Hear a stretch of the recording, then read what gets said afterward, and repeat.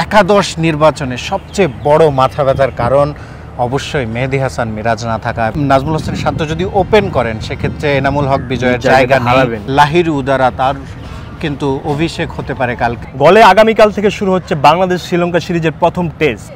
প্রথম ম্যাচের একাদশটা কেমন হতে পারে বাংলাদেশের?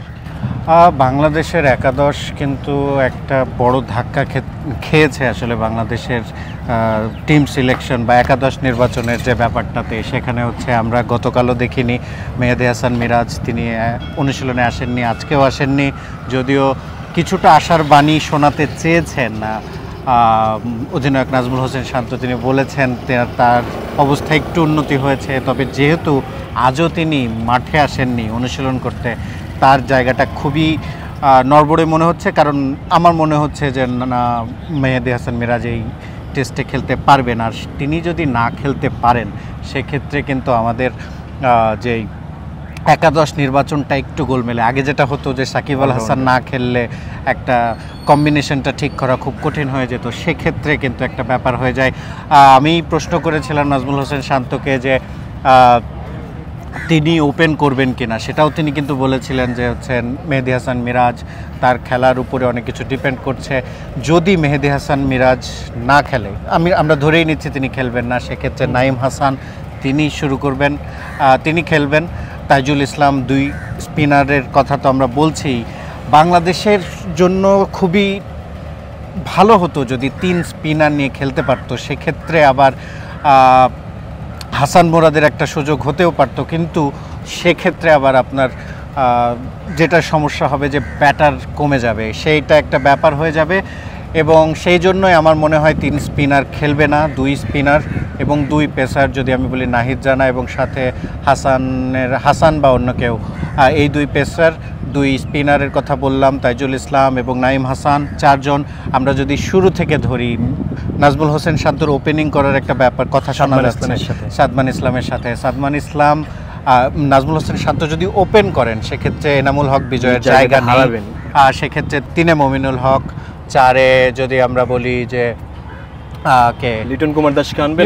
লিটন কুমার দাস যেহেতু কিপিং করেন এবং এই ইয়াতেও কিপিং করবেন হয়তো বা, সেক্ষেত্রে একটা আমরা যদি আগে ধরি যে বিজয় ওপেন করবে, সেক্ষেত্রে কিন্তু নাজমুল হোসেন শান্ত তিনে, চারে মমিনুল হক, পাঁচে মুশফিকুর রহিম, ছয়ে লিটন কুমার দাস, সাতে জাকির আলী অনেক। আর চারজনের কথা তো আমরা আগেই বলেছি, তাইজুল, নাঈম, নাহিদ রানা এবং হাসান মাহমুদ বা অন্য কেউ পেসারের কথা বলছিলাম। তো সেক্ষেত্রে যদি নাজমুল হোসেন শান্ত ওপেন করেন সেক্ষেত্রে এনামুল হক বিজয়ের জায়গাটা থাকছে না, নিশ্চিতভাবে জায়গাটা হারাবেন। এবং শেষ দিকে হয়তো বা জাকির আলী অনেকের পরে আমরা আরও এক উইকেট কিপার ব্যাটারকে দেখতে পারবো, মাহিদুল ইসলাম অঙ্কন। মাহিদুল ইসলাম অঙ্কন কিন্তু আজকে দেখবেন যে অনেকক্ষণ যাবত ব্যাটিং প্র্যাকটিস করলেন। জি, কোচ সালাউদ্দিনের সাথে বিশেষ একটা ক্লাস তিনি করলেন। মাহিদুল ইসলাম অঙ্কনের সম্ভাবনাটা কতটুকু যে ম্যাচ খেলতে পারে কাল? সেক্ষেত্রে আমি যেটা বলছিলাম যে অবশ্যই নাজমুল হোসেন শান্তকে ওপেন করতে হবে সেক্ষেত্রে।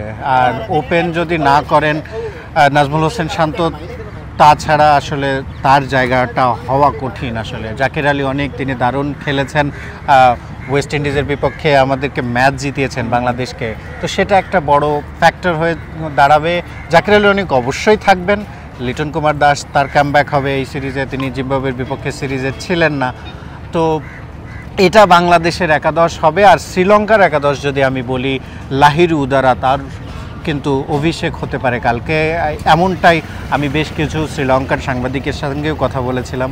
তারা বলছে যে লাহিরু উদারা তার অভিষেক হতে পারে, তিনি ওপেন করেন। প্রথম নিশাঙ্কা থাকবেন, অবভিয়াসলি তিনে নামবেন দিনেশ চান্দিমাল, চারে অ্যাঞ্জেলো ম্যাথিউস, পাঁচে কামিন্দু মেন্ডিসের একটা জায়গা আছে, কামিন্দু মেন্ডিস। তারপরে হচ্ছে আমি যদি আবার রিঅ্যারেঞ্জ করি, প্রথম নিশাঙ্কা, লাহিরু উদারা, তিনে দিনেশ চান্দিমাল, চারে অ্যাঞ্জেলো ম্যাথিউস, পাঁচে কামিন্দু মেন্ডিস, তারপরে ধনঞ্জয় ডি সিলভা অধিনায়ক, কয়টা হলো? 6টা।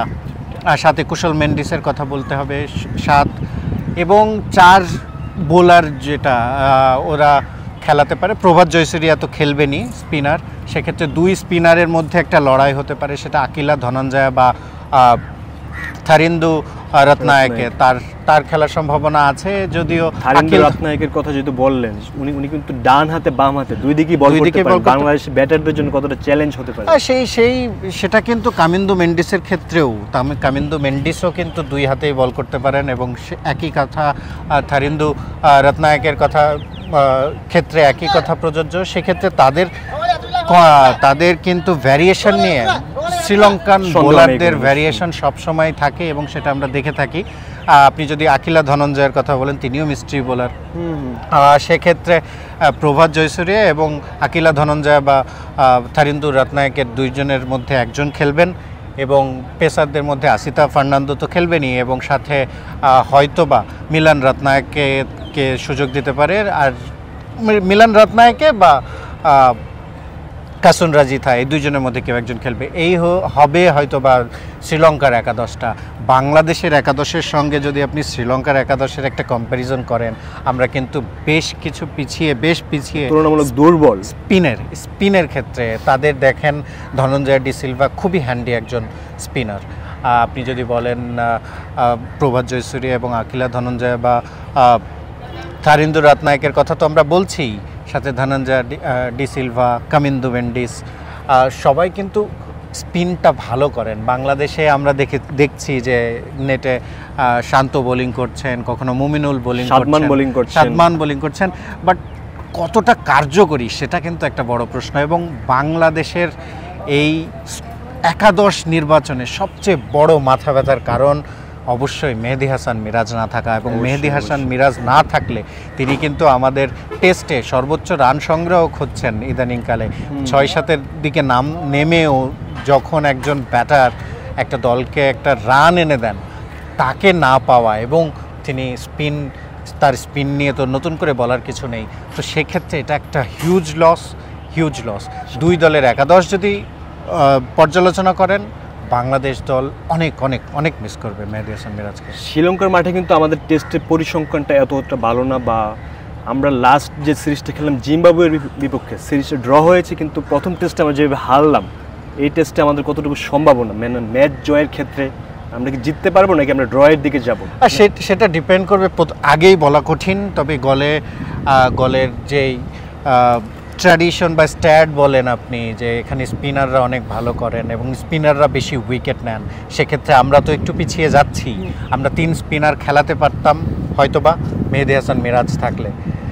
সেই সুযোগটা এখন অনেক ক্ষীণ হয়ে গেছে, এবং সেটা সম্ভবই না হয়তোবা। আর সেক্ষেত্রে করতে গেলে একটা পেসার নিয়ে খেলতে হবে, সেটাও কতটা আদর্শ সেটা প্রশ্ন সাপেক্ষ। তো অবশ্যই বাংলাদেশের সুযোগ তো সবসময় থাকে, কিন্তু অবশ্যই কঠিন। এবং গলে শেষ দিকে যদি আমরা আরেকটা প্রশ্ন করি, যে গলের ওয়েদার, আমরা তো 3 দিন ধরে শ্রীলঙ্কায় আছি, প্রায় 2 দিন দেখলাম যে বৃষ্টি হচ্ছে টানা। টেস্টের আগামী 5 দিন ওয়েদারটা কীরকম থাকবে, বা স্থানীয় ফোরকাস্ট কি বলতেছে আপনার জানা মতে? ফোরকাস্ট বলছে যে বৃষ্টি হবে, কিন্তু গলের বৃষ্টি কিন্তু অন অ্যান্ড অফ হয়, কখনো হচ্ছে কখনো হচ্ছে না। এবং সাগর পাড়ের গল, যে কোনো সময় বৃষ্টি আসছে, যে কোনো সময় থেমেও যায়। যে এক্স্যাক্টলি, এবং আপনি দেখছেন গোটা মাঠটা কিন্তু ত্রিপল দিয়ে ঢাকা, এবং শ্রীলঙ্কার প্রত্যেকটা মাঠেই আপনি দেখবেন গোটা মাঠটা তারা ঢেকে রাখে। সেক্ষেত্রে বৃষ্টি হলে অবশ্যই একটা ম্যাচে প্রভাব তো পড়বেই। তবে আমার মনে হয় আজকে যেরকম ওয়েদারটা আমরা দেখেছি, গোটা দিনে আমরা বৃষ্টি কিন্তু চোখে পড়েনি এবং রোদ উঠেছিল, এমনটাই প্রত্যাশা করবে সবাই।